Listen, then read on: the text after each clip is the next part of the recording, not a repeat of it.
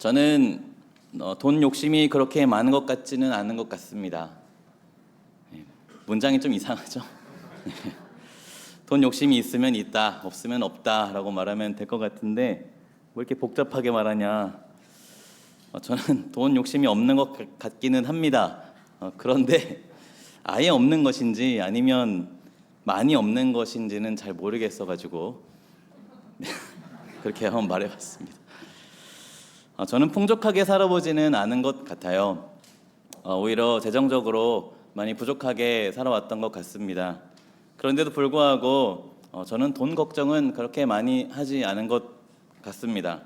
왜냐하면 있으면 있는 대로 없으면 없는 대로 살아갈 수 있는 일체의 비결을 배웠기 때문입니다.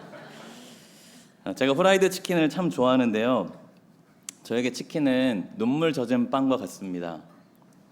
과거에 제가 여태 벌어놓은 돈으로 하루하루를 버티며 살아가야 하던 때가 있었는데요. 하루는 치킨이 너무 먹고 싶은 거예요. 어느 날 저녁 7시부터 이 치킨이 너무 먹고 싶은데 돈을 허투루 쓰고 싶지는 않은 거죠. 그래서 먹지 않고 참기 시작했습니다. 제가 좋아했던 동네 치킨 브랜드가 있었는데요. 한 마리에 16,000원인가 그랬습니다. 당시엔 제가 요리를 잘했기 때문에 집에서 반찬을 만들어서 먹었거든요. 그래서 16,000원이면 일주일치 식사를 해결할 수 있었어요. 그래서 14끼를 버리고 한 끼를 위해서 치킨을 먹어야 하느냐 말아야 하느냐 너무너무 고민이 되는 겁니다. 제가 7시부터 10시까지 고민을 했는데요. 저에게 이 시간은 사투를 벌이는 것과 같았습니다. 3시간 사투를 벌인 결과 제가 졌습니다. 그래서 결국 10시에 치킨을 먹자라는 생각으로 집을 나와서 치킨집으로 향하기 시작했어요. 근데 막상 나와 보니까 금액이 생각보다 좀 부담이 되는 겁니다. 그래서 그 치킨집에서 5분 정도를 더 걸어가면 한 마리에 10,000원이면 살 수 있는 다른 치킨 브랜드가 있었거든요. 그래서 그쪽으로 가기 시작했습니다. 도착해서 막상 주문을 하려니까 10,000원이 또 부담이 되는 거예요. 그래서 15분을 더 걸어가면 7,000원에 옛날 통닭을 파는 곳이 있어서 갔는데 막상 또 도착하고 보니까 7,000원도 부담이 되는 거죠. 결국 치킨 먹기를 포기하고 집으로 다시 돌아가자. 이렇게 한 가지 돌아가다가 한 가지 아이디어가 떠올랐습니다. 치킨은 못 먹어도 치킨 너겟은 먹을 수 있지 않나 하는 생각이었습니다. 그래서 치킨 너겟을 사서 집에서 튀겨 먹자는 생각에 마트로 향했습니다. 마트에 들어가서 다시 고민을 하기 시작했어요. 물론 양은 많고 반찬 재료로 사용할 수 있었지만 5,000원인 거예요. 치킨 너겟을 먹을까 말까 고민하고 있는데 갑자기 제가 너무 처량해지는 겁니다. 내가 지금 몇천 원 아끼자고 뭐 하나 싶고 스스로가 불쌍해 보이기도 하고 말이죠. 그래서 큰 결단을 내렸습니다. 다시 처음 그 치킨집으로 가자. 네. 그래서 마트에서 나와서 다시 처음에 가려고 했던 치킨집으로 걸어가기 시작했습니다. 제가 그 치킨을 사 먹었을까요? 안 사 먹었을까요? 결론은 못 사 먹었습니다. 왜냐하면 이 더 저렴한 치킨을 먹기 위해서 돌아다니고 고민하는 사이에 그 치킨집이 문을 닫았기 때문이에요. 너무 허탈해서 집으로 돌아왔습니다. 집에 오니까 마음이 공허해지고 또 아프기 시작했어요. 그러다가 먹지 말자. 치킨 안 먹는다고 뭐 죽냐 하며 스스로를 위로했죠. 그런데 하나님은 은혜의 주님이신 게 분명합니다. 그렇게 스스로를 위로하다가 무심코 핸드폰으로 쿠팡 같은 쇼핑몰을 제가 이렇게 무심코 정말 봤거든요. 그런데 치킨 너겟을 할인한다는 광고가 뜬 거예요. 무려 90% 할인. 배송비도 없어요. 그래서 마트에서 사려던 5,000원짜리 치킨 너겟을 1,000원에 구매할 수가 있었습니다. 그렇게 한 번 먹고 없어지는 치킨이 아니라 반찬으로 또 저렴하지만 만족스럽게 치킨 너겟으로 채워주신 그 은혜에 너무나 감사했습니다. 그리고 맛있게 먹었던 기억이 있어요. 성도 여러분은 제가 짠해 보이실지 모르겠습니다. 치킨을 먹은 것도 아니고 치킨 너겟을 먹었는데 뭐가 그리 만족스러웠을까 하는 시선으로 저를 바라볼지도 모르겠습니다. 그런데 제가 그때 더욱 느낀 것은 하나님의 세심한 손길이었어요. 하나님은 제가 필요한 만큼 정확하게 채워주셨기 때문이었습니다. 만약 치킨을 제가 사 먹었더라면 많이 후회했을 것 같습니다. 그렇다고 마트에서 치킨 너겟을 샀다면 제 자신이 좀 많이 불쌍해 보였을 것 같아요. 그런데 치킨 맛이지만 반찬으로 사용할 수 있는 적당한 양을 저렴한 가격에 구매할 수 있도록 인도하시는 그 세심함에 제가 놀란 거죠. 이전에도 하나님은요, 제가 돈이 필요할 때마다 많지도 않고 적지도 않은 정확한 금액으로 항상 채워주셨던 경험이 있습니다. 그래서 분명히 제 통장에는 돈이 없지만 불평이 아니라 감사가 넘치는 경우가 많았어요. 걱정과 염려가 생겼다가도 이것은 내가 해결할 수 없는 부분이라는 생각이 들 때 기도합니다. 그러면 하나님은 누군가를 통해서 딱 그만큼 채워주셨습니다. 이것이 너무나 신기하고 감사한 경험이에요. 저의 부족함을 신경 써주시는 분들에게도 너무나 감사하죠. 그렇기에 돈 때문에 염려나 걱정이 생길 때 항상 한 줄기 빛처럼 저에게 드는 생각이 있습니다. 하나님이 채워주실 거야. 혹은 그렇게 하지 않으신다 해도 주님의 뜻이 있으시겠지 라는 기대와 소망입니다. 성도 여러분도 저와 같은 눈물 젖은 빵을 먹어본 적이 있으십니까? 저는 이 재물의 고통과 역경이 재물의 진정한 의미를 깨닫게 했습니다. 그것이 무엇이냐면 재물은 정말 하나님 손에 달려 있다는 것입니다. 우리가 이 땅에서 열심히 생활하며 받는 월급이나 연봉, 음식, 식재료, 옷, 신발, 속옷, 과자, 케이크, 음료수, 인삼, 흑염소 다 주님께서 주셔야 우리가 받을 수 있다는 것을 말입니다. 많지도 않고 적지도 않게 정확하게 채우시는 주님을 경험할 때 믿음은 날마다 자라갑니다. 그리고 우리를 책임지시는 하나님을 바라보게 합니다. 왜냐하면 하나님은 우리의 필요를 아시고 그 필요를 외면하지 않으시는 우리의 아버지이시기 때문입니다. 우리 함께 31절과 32절 말씀을 읽어볼까요? 함께 읽어보도록 하겠습니다. 시작. 그러므로 염려하여 이르기를 무엇을 먹을까, 무엇을 마실까, 무엇을 입을까 하지 말라. 이는 다 이방인들이 구하는 것이라. 너희 하늘 아버지께서 이 모든 것이 너희에게 있어야 할 줄을 아시느니라. 아멘. 그런데 과연 예수님은 오늘 본문을 통해서 단지 걱정하지 마, 염려하지 마 라고 하시는 것일까요? 그런 것 같지는 않습니다. 예수님은 우리가 염려하지 않는 삶이 아니라 믿음이 넘치는 삶을 살기를 원하시기 때문입니다. 예수님은 염려하지 마라가 아니라 하나님을 믿으라고 말씀하시는 것입니다. 단지 우리가 염려하지 않는 소극적인 삶이 아니라 믿음으로 가득 찬 적극적인 삶을 예수님은 살기 원하시는 것입니다. 무슨 말입니까? 예수님은 오늘 본문을 통해서 이 땅에 머물고 있는 우리의 시선을 저 하늘의 아버지께로 향하게 하신다는 것입니다. 우리 함께 19절에서 20절 읽어볼까요? 시작. 너희를 위하여 보물을 땅에 쌓아두지 말라. 거기는 좀과 동록이 해하며 도둑이 구멍을 뚫고 도둑질하느니라.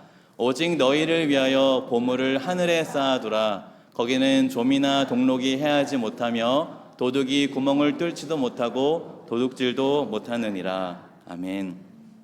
이렇게 예수님은 보물을 땅에 쌓아두지 말고 하늘에 쌓아두라고 하시면서 우리의 시선을 땅이 아닌 하늘로 향하게 하십니다. 우리가 보물을 땅에 쌓아두는 이유가 무엇일까요? 그 이유는 명확하죠. 염려하기 때문입니다. 염려하기 때문에 염려하지 않으려고 우리는 보물을 땅에 쌓아둡니다. 우리 아이들 학자금 미리 준비해 놔야죠. 그래야 나중에 염려를 안 하니까요. 노후도 미리 준비해 놔야죠. 준비해 놓지 않으면 일하지 못하는 노후에 어떻게 살아갈 수 있겠습니까? 그런데 예수님은 우리가 염려 많은 이 땅이 아니라 하늘을 바라보게 하십니다. 그 이유가 무엇일까요? 그 이유도 명확합니다. 믿음을 더하려 하시기 때문입니다. 예수님은 우리가 적극적인 믿음을 가지고 이 땅에서 살게 하시려고 보물을 하늘에 쌓아두라고 하시는 것입니다. 사랑하는 성도 여러분, 제가 놀라운 비밀 하나를 알려드릴까요? 그것은요, 아무나 하늘에 보물을 쌓을 수 없다는 거예요. 보물을 하늘에 쌓아둘 수 있는 사람은 우리밖에 없습니다. 오직 예수님을 믿는 사람만 하늘에 보물을 쌓을 수 있다는 것입니다.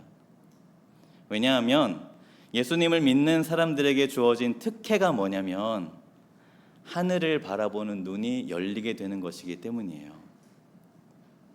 함께 골로새서 3장 1절부터 3절까지 읽어보겠습니다. 시작. 그러므로 너희가 그리스도와 함께 다시 살리심을 받았으면 위의 것을 찾으라. 거기는 그리스도께서 하나님 우편에 앉아 계시느니라. 위의 것을 생각하고 땅의 것을 생각하지 말라. 이는 너희가 죽었고 너희 생명이 그리스도와 함께 하나님 안에 감추어졌음이라. 아멘. 위의 것을 찾을 수 있는 사람은 예수님과 함께 부활한 자들 뿐입니다. 왜냐하면 부활 승천하신 예수님께서 우리를 동일하게 들어 올리셔서 하늘을 소망하게 하시기 때문입니다. 우리의 생명은 이 땅이 아니라 그리스도와 함께 하늘에 계시는 하나님 안에 감추어져 있기 때문이죠. 그래서 예수님께서 오늘 본문 21절에 이렇게 말씀하시는 거예요. 제가 21절 말씀 읽어드릴게요. 내 보물 있는 그곳에는 내 마음도 있느니라. 예수님과 함께 죽고 예수님과 함께 부활하고 예수님과 함께 승천한 사람들의 마음은 늘 이 땅이 아니라 저 하늘에 머물 수밖에 없습니다. 왜냐하면 우리는 이 땅이 아니라 하늘에 속한 사람들이기 때문입니다. 그렇다면 하늘에 속한 사람들로서 우리는 어떻게 해야 하늘 보물을 쌓을 수 있을까요? 우리가 하늘의 보물을 쌓을 수 있는 그 적극적인 믿음의 방법은 무엇이 있을까요? 당시 유대적인 전통에서 하늘의 보화를 쌓아둔다는 개념은 하나님 앞에서 선행을 행함으로써 가능하다는 것이 거의 일반적인 생각이었습니다. 기억하실지 모르겠지만 제가 예전에 은혜의 개념을 설교한 적이 있습니다. 원래 은혜는 받으면 먹고 땡 하는 건가요? 아니에요. 원래 은혜는요, 받은 만큼 대갚아야 하는 것입니다. 하지만 우리가 하나님으로부터 받은 은혜는 너무나 커서 그대로 되갚아 드릴 수가 없죠. 그래서 우리는 그 은혜를 다른 사람에게 흘려보낼 수밖에 없습니다. 그런데 그 은혜를 나에게 되갚을 수 없는 자에게 흘려보내면 어떻게 된다 그랬죠? 아무도 나에게 되갚을 수 없기 때문에 신기하게도 하나님이 나에게 되갚아 주신다고 했었죠. 하늘의 보화를 쌓는다는 것은 이렇게 되갚을 수 없는 자에게 은혜를 베푼다는 것입니다. 바로 그러할 때 하나님이 우리를 위해서 하늘에 보화를 쌓아두시는 것입니다. 그래서 사도 바울도 디모데전서 6장 18절과 19절에 이렇게 말씀해요. 우리 함께 읽어보도록 하겠습니다. 시작. 선을 행하고 선한 사업을 많이 하고 나누어 주기를 좋아하며 너그러운 자가 되게 하라. 이것이 장래에 자기를 위하여 좋은 터를 쌓아 참된 생명을 취하는 것이니라. 아멘. 하늘의 보물을 쌓는 방법은 우리가 하나님께 받은 은혜를 되갚을 수 없는 자에게 흘려보내는 것입니다. 그것이 예수님이 우리에게 원하시는 적극적인 믿음으로 살아가는 방법인 것입니다. 즉, 적극적인 믿음은 이 땅의 것으로 하늘의 것을 소유하게 하는 능력인 거예요. 조금 이상하게 들리실지 모르겠지만 저는 이것을 구매 욕구라고 부르고 싶습니다. 땅의 보물로 하늘의 보물을 구매하라는 것입니다. 사실 이것은 등가 교환이 성립되지 않습니다. 왜냐하면 가치가 다르기 때문이에요. 어떻게 땅의 것으로 하늘의 것을, 어떻게 썩을 것으로 썩지 않을 것을, 유한한 것으로 무한한 것을, 없어질 것으로 없어지지 않을 가치를 구매할 수 있단 말입니까? 그러나 너무나 감사하게도 하나님은 그 길을 열어주셨습니다. 왜냐하면 하나님은 우리가 하늘에 보화를 쌓아두기를 원하시기 때문입니다. 우리가 땅의 보물로 하늘의 보물을 구매할 수 있는 방법은 사실 많이 있습니다. 저는 그 중에서 몇 가지만 말씀드려 보려고 합니다.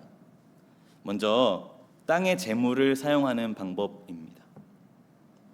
사실 우리는 염려하기 때문에 땅의 재물을 쌓아놓죠. 그러나 하나님이 나의 인생을 책임지시는 분임을 믿는다면 우리는 땅의 것으로 염려하지 않을 것입니다. 그리고 동시에 우리는 땅의 재물로 하늘의 보화를 구매하려는 구매 욕구를 가지게 되리라 저는 생각합니다. 믿음으로 땅의 재물을 사용해서 하늘의 보물을 사려 할 것이라는 말입니다. 저라면요, 땅의 재물로 우리에게 되갚을 수 없는 고아와 과부를 향해 사용할 것 같습니다.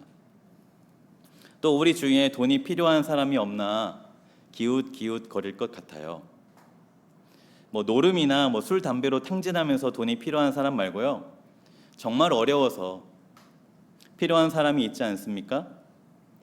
그런 의미에서 저는 우리 교회에 지정헌금이 있다고 알고 있어요.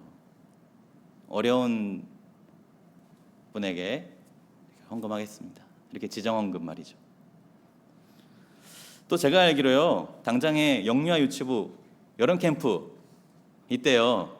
언제 있죠? 네? 언제요? 토요일에 있대요, 여러분. 뭐가 필요할까요? 후원금이 필요할 것 같아. 이 작은 아이들이 우리가 흘려보낸 은혜를 뭘로 되갚을 수 있겠어요? 되갚을 수 없기 때문에 우리는 하늘의 보화를 쌓을 수 있는 기회가 되는 겁니다. 여러분, 기회예요, 기회. 기회 알려드렸어요? 이것은 기회입니다. 참고로 어린이부, 청소년부, 이음 공동체도 곧 후원금이 필요합니다. 참고만 해주세요. 자, 그렇다면 재물을 사용하는 것만 방법이겠습니까? 식사 대접도 방법이 될 것입니다. 저의 어린 기억에요, 엄마가 어려운 분을 모셔다가 밥을 해주신 적이 있어요. 당시에 저는 제가 먹을 반찬을 다 빼앗기는 것 같아가지고 속이 쓰렸었거든요. 그런데 엄마는 먹으면 없어지는 음식으로 하늘 보화를 쌓고 계셨더라고요. 지금에서야 부러울 뿐입니다. 제가 허락받았는데요, 노상미 사모님께서 목장 식구를 불러서 식사를 대접하신다고 제가 알고 있어요. 성도 여러분, 사모님이 하늘 보화를 혼자 쌓고 계시는 게 질투나지 않으세요? 어떤 분들은요, 묵묵히 교회와 또 사회에서 봉사하고 헌신하시는 분들이 계십니다. 나의 낡아가는 육체로 하늘의 보화를 쌓고 계시죠. 예수님은 33절에 너희는 먼저 그의 나라와 그의 의를 구하라, 그리하면 이 모든 것을 너희에게 더하시리라고 말씀하십니다. 무슨 말입니까? 말씀에 순종하는 삶, 하나님 나라와 의를 위해 분투하며 살아가는 그 삶 또한 하늘 보화를 쌓는 길이라는 것입니다. 이렇게 우리는 이 땅에서 낡고 없어질 것으로 하늘 보화를 쌓을 수 있습니다. 우리의 육체로, 우리의 헌신으로, 우리의 충성으로, 우리의 순종으로, 우리의 결단과 복음 전파로, 우리의 섬김과 우리의 사랑과 우리의 선한 사업과 우리의 선한 행실과 우리의 나누어 주기 좋아하는 마음과 우리의 너그러움과 우리의 재물과 우리의 재능과 우리의 가장 낮은 곳에 처하기를 기뻐하는 그 마음으로 우리는 하늘 보화를 쌓을 수 있다는 것입니다. 왜 그렇습니까? 바로 이러한 삶이 하나님을 믿는 믿음으로 사는 삶이기 때문입니다. 하나님을 신뢰하며 하나님께 나를 내어드리며 하나님을 온전히 의존하는 삶이기 때문입니다. 그러나 하나님을 믿지 못하는 사람은 하늘의 보화를 쌓아두지 못해요. 애초에 그렇게 살 수가 없습니다. 왜냐하면 하늘을 바라보는 특혜가 주어지지 않았기 때문입니다. 또한 세상의 염려로 가득한 사람은 하나님 나라를 위해 살지 못합니다. 왜냐하면 마음이 땅에만 머물러 있기 때문이에요. 그러나 하나님을 신뢰하고 하나님께 의존하는 사람은 하늘을 바라볼 수 있습니다. 그리고 하나님 나라를 위해 살기를 기뻐하고 하늘의 보화 쌓기를 즐거워합니다. 왜냐하면 우리의 마음이 하늘 아버지가 계시는 하늘에 머물 수 있는 사람이기 때문입니다. 땅에 보물을 쌓는 사람이 자기 자신을 위해 쌓듯이 하늘의 보물을 쌓는 사람도 마찬가지입니다. 오직 자기 자신을 위한 것입니다. 하나님을 위한 거 아니에요. 다른 사람을 위해 쌓는 것도 아닙니다. 보물을 땅에 쌓는 것이 자신을 위함인 것처럼 보물을 하늘에 쌓는 것도 오직 자기 자신을 위한 것입니다. 사랑하는 성도 여러분, 우리는 염려하지 않는 그 소극적인 수준으로 살기 위해 부르심을 받은 게 아닙니다. 우리는 우리의 장래를 위하여, 우리의 진정한 새 하늘과 새 땅의 삶을 위하여 하늘의 보화를 쌓아놓는 사람들입니다. 그러므로 여러분, 하늘을 바라보십시오. 이 땅에서 위의 것을 찾으시기 바랍니다. 항상 우리의 마음을 하늘에 두고 살아가시기를 축복합니다. 예수님은 20절에 이렇게 말씀하셨다고 했습니다. 오직 너희를 위하여 보물을 하늘에 쌓아두라. 오직 누구를 위하여? 너희를 위하여. 하나님을 위하여 아니야. 너희를 위하여.